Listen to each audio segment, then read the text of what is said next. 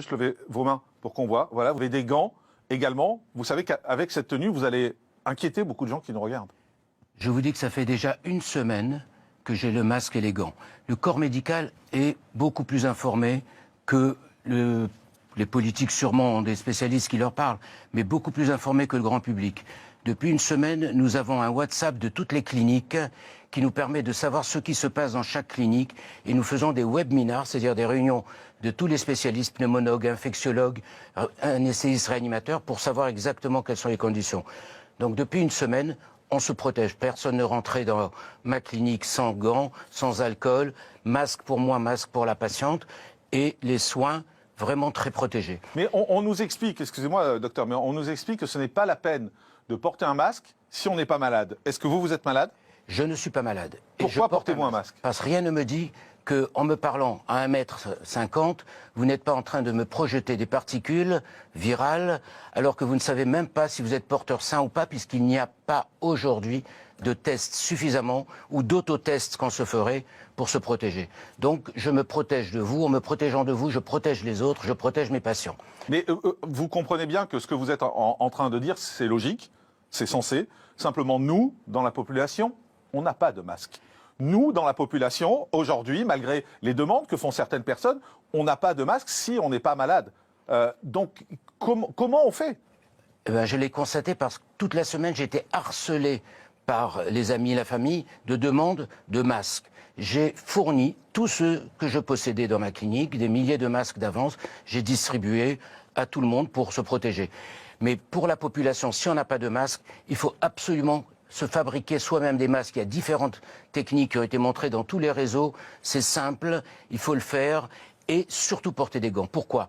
Le virus, il ne passe qu'à travers les yeux, la muqueuse nasale et la bouche, oropharyngée. Si on met, imaginez qu'il y ait du virus ici, j'ai touché, mais comme je ne vais pas, à cause des gants, j'ai le réflexe de ne pas pouvoir me gratter l'œil, alors que sinon on se gratte les yeux toutes les demi-heures. Sinon, du fait des gants, on ne se le transmet pas à soi-même. À la fin, je peux les mettre dans l'eau bouillante un certain temps, puis je les enlève, je les mets de côté. Combien de temps il faut garder ces gants jetables, si on en trouve encore en pharmacie? Parce que ça a l'air très compliqué. Pour tout vous dire, pour l'équipe, j'ai voulu qu'on achète des gants tout à l'heure pour les gens de l'équipe. On est allé dans la pharmacie, il n'y en a plus un. Alors, si on n'a pas de gants jetables, on met les gants en cuir que vous avez devant les mains. C'est ce que j'ai fait moi. Les gants en cuir, vous mettez, vous en servez partout. Partout. Mais évidemment, grâce au cuir, vous n'allez pas le mettre sur le visage. Vous arrivez, l'eau bouillante dans votre lavabo, vous les sortez l'un avec l'autre. Vous savez, quand on sort un gant, on les laisse soit sur le radiateur. À la chaleur. À la chaleur, soit dans le réfrigérateur, aussi idiot que cela paraisse, dans le congélateur. Il faut avoir 2 paires de gants, comme ça on prend les autres si on doit faire quelque chose et on change. Mais vous, aujourd'hui, vous dites aux gens qu'il faudrait porter un masque? Parce que on est bien d'accord, docteur, c'est votre position, mais elle est à l'inverse de ce que dit le ministre de la Santé. Elle est à l'inverse de ce que dit le directeur général de la Santé. Tous nous disent, vous n'avez pas besoin de masque si vous n'êtes pas malade. S'il y avait assez de masques pour tout le monde, ils auraient dit porter des masques. Ma réponse est claire. Elle n'est pas politique. Je ne suis pas un politique, je suis un médecin, je conseille. S'il y avait suffisamment de masques aujourd'hui pour tout le monde, les 15 millions qu'ils ont libérés ou je ne sais combien, ça ne suffit pas. Ils diraient à tout le monde porter les masques, parce qu'ils ont peur des émeutes dans les pharmacies s'il n'y a pas assez de masques. On l'a vu au Danemark, pays civique, on l'a vu dans d'autres pays. Donc, effectivement, porter un masque, quelles que soient les conditions. Porter une écharpe. Une écharpe autour... Vous savez, toutes les lingettes, il y a toutes les astuces pour mettre les lingettes. Mais aujourd'hui, on est quand même également dans une situation où on va dans le métro, on va dans le bus, on touche ces fameuses barres en fer, on est collé avec des gens, il y a des RER qui sont pleins ce matin, on a vu les images. Ces gens-là prennent un risque? Oui, parce qu'actuellement dans la population, il n'y a pas les 4000 cas qu'on nous cite, il y a probablement 10 fois plus de gens qui sont déjà contaminés, qui sont porteurs sains pour la plupart, bien sûr, heureusement.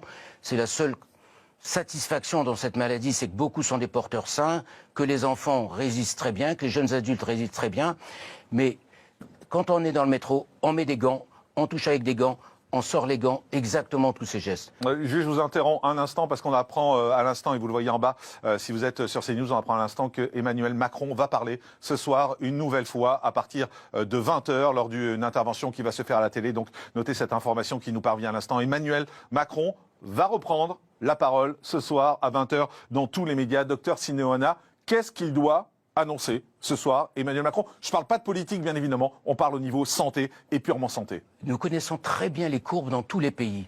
Taïwan, Singapour, la Chine, tout est analysé par les spécialistes, les mathématiciens et les épidémiologistes.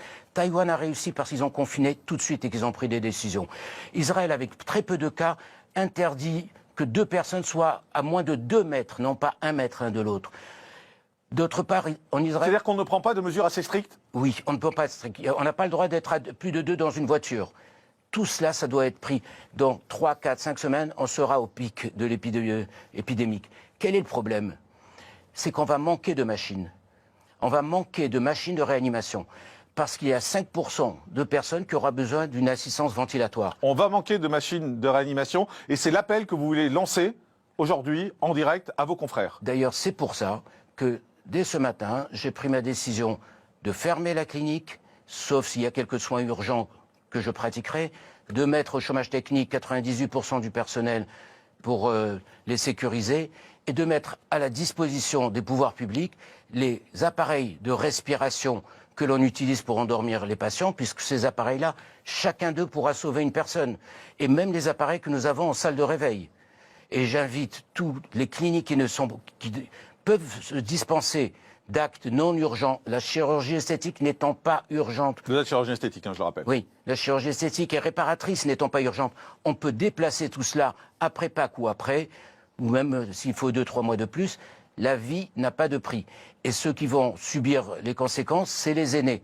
Ceux plus de 60 ans, ceux de plus de 70 ans, ceux qui ont des antécédents. Donc nous avons le devoir de les protéger. Donc, si j'ai bien compris, docteur, vous appelez aujourd'hui tous vos confrères qui travaillent dans des cliniques qui font des soins non urgents à mettre à la disposition des pouvoirs publics leurs respirateurs artificiels. Vous en avez combien, vous? Moi, j'en ai 4. Vous avez 4 respirateurs plus artificiels. loin. Je dis, les pouvoirs publics vont être débordés dans tous les domaines. J'appelle tous les Français à, chacun à son niveau, faire un effort de solidarité. Le mot solidarité nationale va diminuer par 2 les morts. C'est bien précis dans tous les courbes graphiques des autres pays. Ceux qui ont agi, ceux qui n'ont pas agi. Hier, sur le Champ de Mars, je voyais tout le monde se côtoyer, les enfants. J'étais horrifié de cela. Les assesseurs qui n'avaient pas de masque et ceux qui dépouillaient moins d'1 mètre, que voulez-vous? Ce soir, Emmanuel Macron va annoncer des mesures. Il faut qu'il demande aux Français de rester chez eux totalement, de ne plus sortir. Vous êtes pour un confinement total, docteur? Si j'étais à la place d'Emmanuel Macron, j'ordonnerais un confinement total. C'est la seule façon aujourd'hui d'arrêter la progression de diminuer par 2 les morts dans les 5-6 semaines qui vont venir. Vous êtes pessimiste?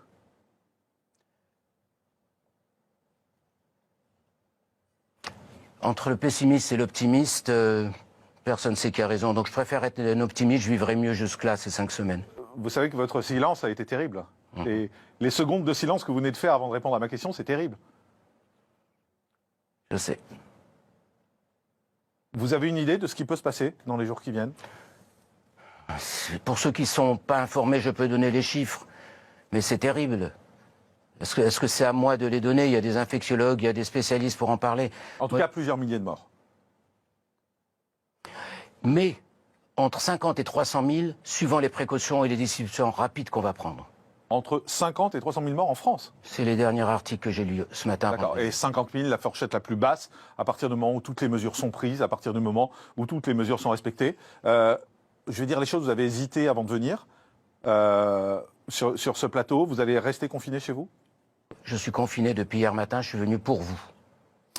Merci, docteur Sinéoana. Merci d'avoir donné un discours un peu différent, c'est vrai, de ce qui est dit, mais c'est intéressant parce que vous êtes un chirurgien. Vous êtes un chirurgien